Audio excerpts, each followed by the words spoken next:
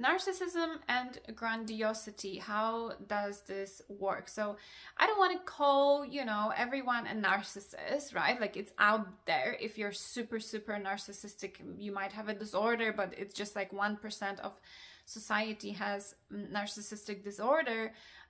I want to talk about people that just want to get their way. And I speak from experience that, just kind of wanting that I'll get that no matter what, or people that are now good at not getting what they want, getting upset. So empaths would usually go into sadness, whereas people that are a bit grandiose know what they want, and usually it's encouraged in society as well. That, oh, he knows what they want in life, and that's wonderful. And it really is that we know, but on the other hand, we just need to not stamp all over other people to get it, because that's just not the nice way, right? So that also comes from a lower self-esteem. If we don't have empathy for other people and for ourselves, well, that causes lower self-esteem as well. So even though we might know part of our truth, we know what we want, but sometimes we don't know what we need, what is nourishing for our body, that we should be doing all of those healthy stuff and fulfilling things just for the enjoyment of it. So grandiosity spectrum, grandiose people feeling a little bit like, better than everyone else, not in a very toxic way, but just this person that comes out and like, I want this, I'll just take it. So from this spectrum, there will be a lot of lack of empathy, that we just like practical things, like I'll do X, Y, Z so I can get to the ending, means to an end, I'm gonna take it.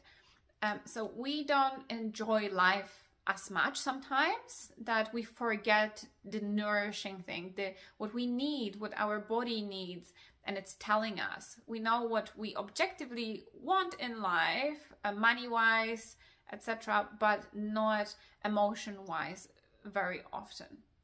And that just comes from lack of empathy, lack of self-compassion, and lack of self-esteem as well. That when you grow this compassion towards other people, you grow it towards yourself too. And that's why in grandiosity, quite often you can see that there's lack of kind of empathy, not only for self, but for the surroundings, for other people in general. It's less nourishing, their surroundings and their relationships with friends, family, and partners as well. That is just a bit far away, because you are transactional a bit. That I'll be with this person because they give me XYZ, I give them XYZ, instead of just pure empathy and doing things for love and connection of it. However, it also comes from childhood. Maybe you got too much as a child, or maybe you were the only child, and that's what kind of got you there. Think about it and think how to heal your childhood wound because of it. It could really be nice to grow the empathy and achieve higher self-esteem. So even though you're grandiose, your self-esteem is probably suffering anyway.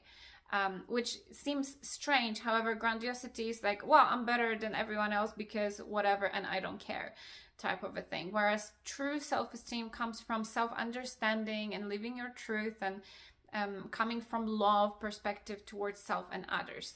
So self-esteem and being grandiose, it's not the same thing. And go to the link below. You can get my dating guide, some therapy courses, and Migiri Quit Porn app.